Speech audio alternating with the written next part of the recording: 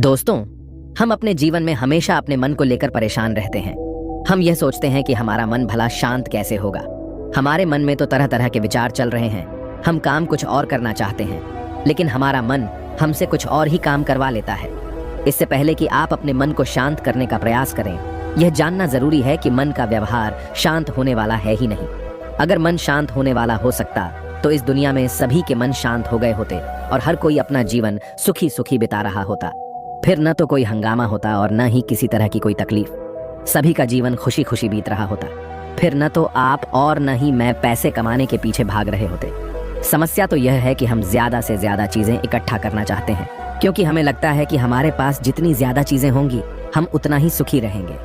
लेकिन वास्तविकता तो यही है कि बाहर की किसी भी चीज में कोई सुख नहीं है और न ही उनमें कोई दुख है। और यही कारण है कि जब हम किसी चीज के पीछे भाग रहे होते हैं, जब हम कोई चीज पाना चाहते हैं, तो उसे पाकर हमें पल भर के लिए खुशी तो मिलती है, लेकिन बाद में हम उस खुशी का एहसास नहीं कर पाते। वह खुशी दुख में परिवर्तित हो जाती है। और इसी प्रकार से हम एक चीज से दूसरी चीज, दूसरी से तीसरी चीज के पीछे लगातार भागते रहते हैं, क्योंकि हमें ऐसा ही लगता है कि यदि हम वह चीज पालेंगे तो हम सुखी हो जाएंगे। लेकिन वास्तविकता में वही सुख हमारे दुख का कारण बन जाता है, जिस कारण हमारा मन बेचैन रहने लगता है। हम उस चीज को पाने के लिए तरह तरह के उपाय करते हैं, जिस कारण हमारा मन और भी बेचैन होने लगता है। और यह बेचैनी धीरे धीरे चिंता का रूप ले लेती है और हमारा मन पूरी तरह से अशांत हो जाता है। हमें कुछ भी अच्छा नहीं लगता। हमें लगता है कि जो कुछ हमने मांगा था उसका उल्टा हो रहा है। सब कुछ हमारे विपरीत जा रहा है। और फिर हम अपने मन को शांत करने के लिए ध्यान करना शुरू करते हैं, क्योंकि एक ध्यान ही वह मार्ग है जो हमें ज्ञान की ओर ले जाता है। वह हमें यह बताता है कि बाहर किसी भी चीज में कोई सुख नहीं है और न ही दुख है। दुख और सुख तो हमारे मन का भ्रम है।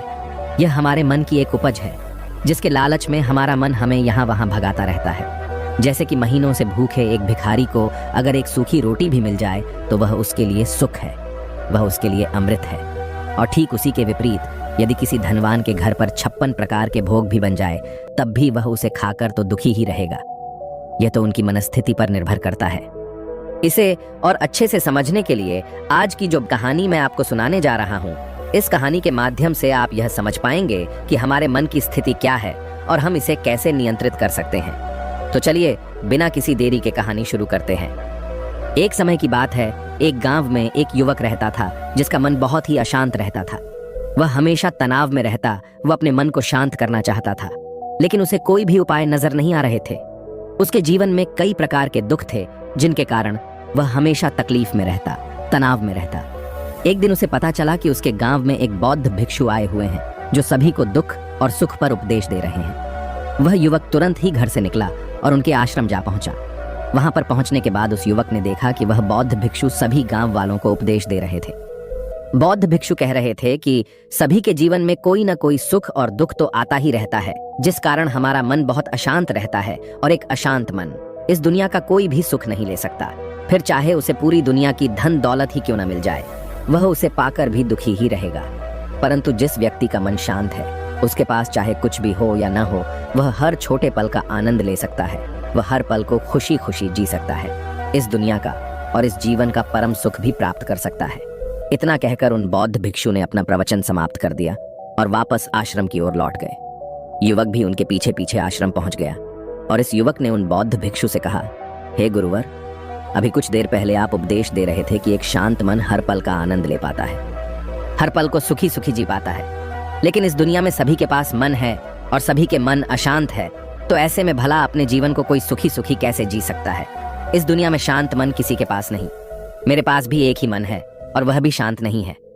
गुरुवर, क्या आप बता सकते हैं कि मैं अपने इस मन को कैसे शांत करूं? तभी बौद्ध भिक्षु ने उस युवक को ध्यान के बारे में समझाया, ध्यान के फायदे बताए और उसे कहा, बेटा, ध्यान करने से हमारा मन शांत हो जाता है।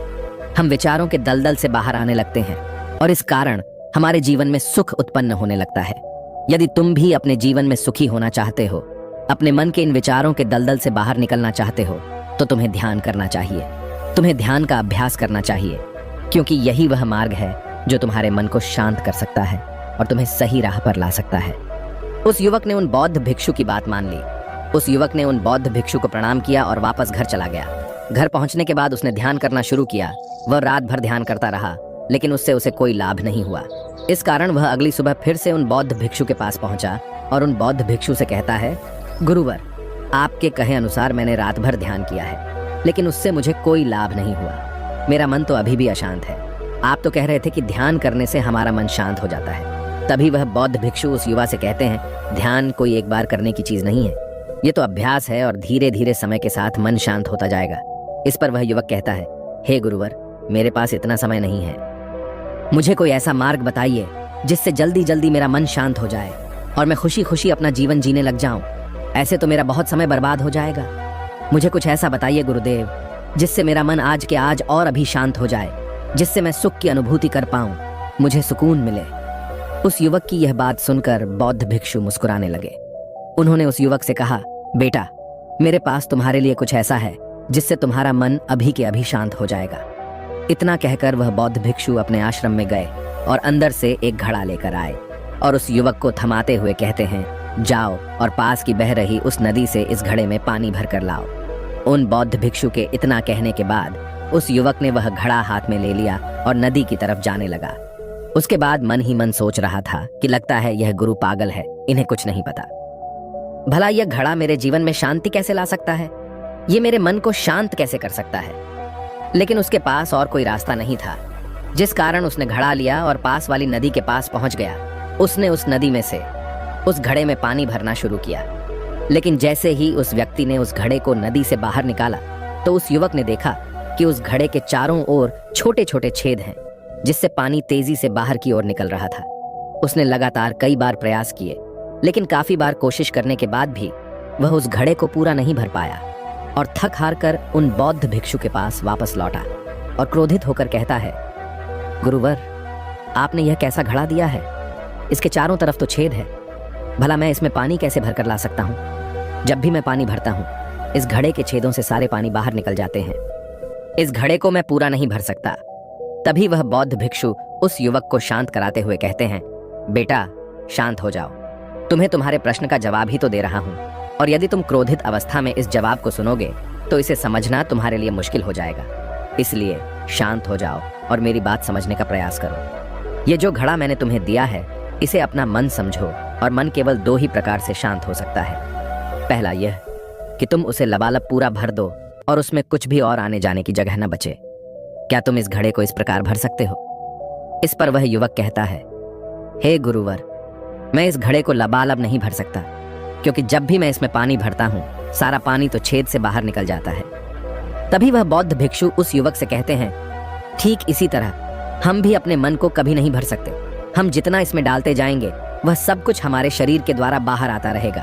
फिर चाहे वह क्रोध हो, प्रेम हो या फिर दया, हम जो भी अपने अंदर आने देते हैं, वही हमारे अंदर से बाहर भी आता है। और इसीलिए मैंने तुम्हें छेदों वाला घड़ा दिया, क्योंकि ये हमारी मन के जैसा ही है। और जब हम इस मन को बस भरना चाहते हैं, तब तुम अपना समय बेकार कर रहे हो। क्या तुम्हें एक पल के लिए भी ये नहीं सोचा कि इसी प्रकार तो तुम अपने मन को भरने में भी लगे हुए हो?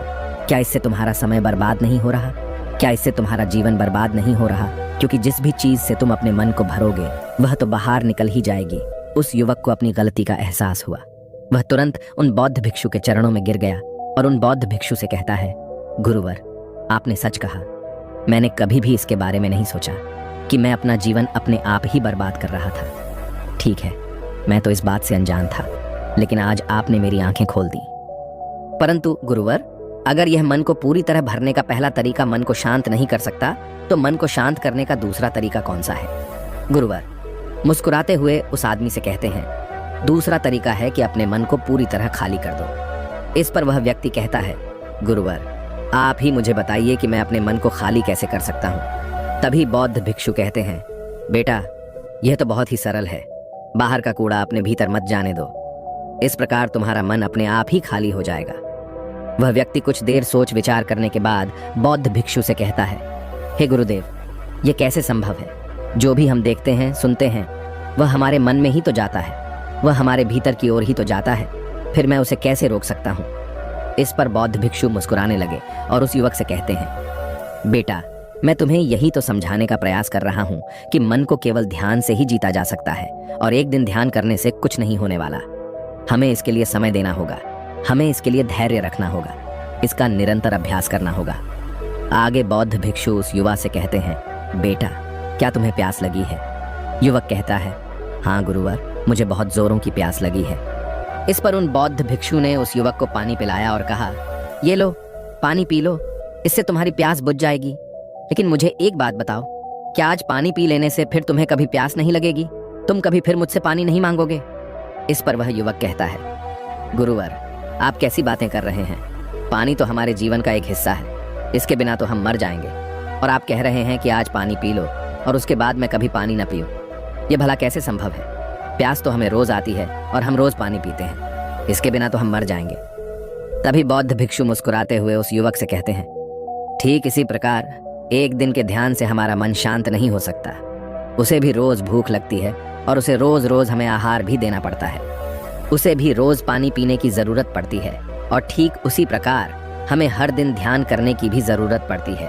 और जब हम निरंतर ध्यान करते हैं, इसका अभ्यास करते हैं, तो देखते ही देखते हमारे मन की भूख शांत होने लगती है और एक समय पर हमारा मन सारे विचार उत्पन्न करना बंद कर देता है। तब वह बाहर से कुछ भी ग्रहण नहीं कर पाता और जो कोई भी विचार हमारे भीतर है, वह सारे विचार देखते ही देखते समाप्त हो जाते हैं और इसी प्रकार धीरे धीरे हमारा मन शांत होने लगता है। आगे वह बौद्ध भिक्षु उस युवक से कहते हैं, बेटा तुम ही तो कह रहे थे कि तुमने रात भर ध्यान किया है, लेकिन उसके बाद भी तुम्हारा मन शांत नहीं हो रहा। बेटा तुम चाहो तो 1 घंटे के लिए ध्यान कर सकते हो, चाहो तो पूरा दिन भर तुम ध्यान करो, लेकिन इसका लाभ भी तुम्हें उतना ही मिलेगा।